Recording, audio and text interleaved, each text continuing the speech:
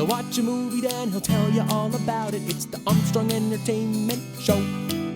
Hello everyone and welcome to Armstrong Entertainment. This is Chad here and I watched the movie Elvis, directed by Baz Luhrmann and starring Austin Butler. It's finally here, the movie that Tom Hanks got COVID on and put the fear in every human that no one was amused. Now, this film is directed, like I said, by the legendary Baz Luhrmann. If you don't know his films, they are very, very stylized and cinematic. He did Romeo and Juliet in 1996 with Leo DiCaprio, Moulin Rouge, and Australia, and most recently, The Great Gatsby. So if you know Baz Luhrmann's films, you know how this is going to look, feel, and sound. And I will just say this, Baz Luhrmann has still got it. He is still able to put out an amazing picture. So in the past couple of years, there have been a couple of music biopics, Bohemian Rhapsody, Rocketman, and now Elvis. And out of the three, I would say Elvis is by far the best for me.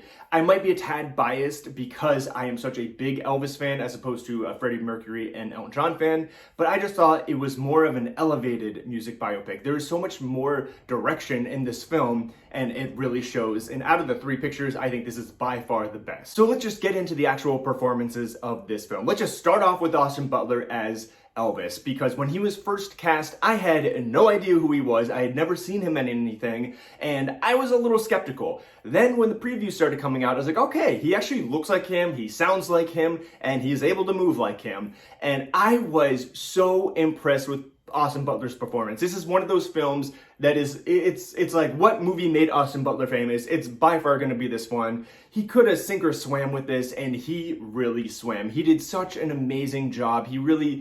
I know everybody has their own version of what Elvis is like in their head, and we all have different time periods of Elvis and when we liked him. Austin Butler was able to portray all of these different versions of Elvis. He just looked so good. He sings. I mean, obviously it's a little modulated. I know that they used Elvis's voice and Austin Butler's voice and kind of did movie magic and combined the two, so that's why he sounds so much like Elvis.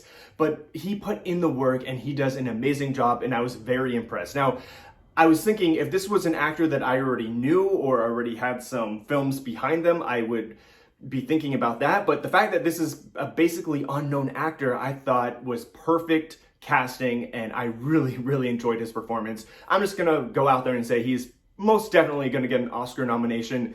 And the fact that I think the one annoyance that everybody is having with Austin Butler right now is the fact that he's, during all of his interviews and speaking engagements, he is still in the Elvis voice and character, and he said he's not able to shake it. However, I call bullshit. I think he's just doing that so he solidifies that nomination for Best Actor, and it comes off a little annoying and it's a little much, and I kind of hope he drops that whole act as soon as he gets his nomination. But other than that, he's great. He's great in the movie. Tom Hanks is amazing whatever he does, his performance, we just take him for granted. Whatever he does, Tom Hanks is amazing. I'm just gonna put it out there, he's also gonna get a Best Supporting Actor nomination for this. However, it's just such an odd character, and I don't really know much to think on it. I mean, Tom Hanks was the narration of this film, so I just thought it was odd, but I liked it. So as a whole, this film is not as good as Austin Butler's performance, which I can't believe I'm saying. The main reason to see this film is to watch Austin Butler portray Elvis, and all of the songs and the dancing and the costumes and the makeup, everything is perfect. It just looks so good.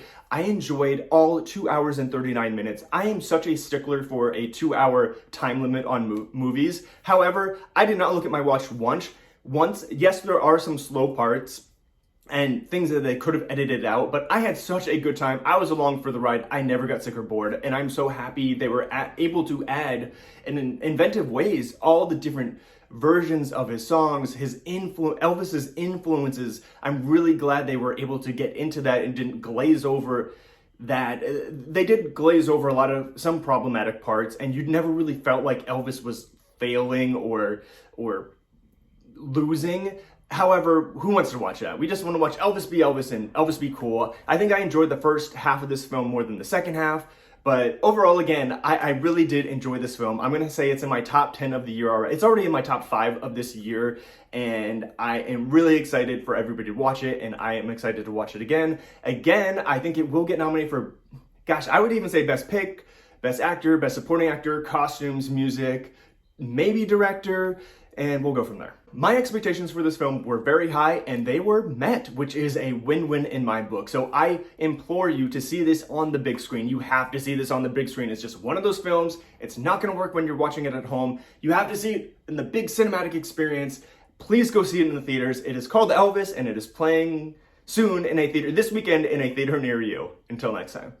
He'll watch a movie, then he'll tell you all about it. It's the Armstrong Entertainment Show.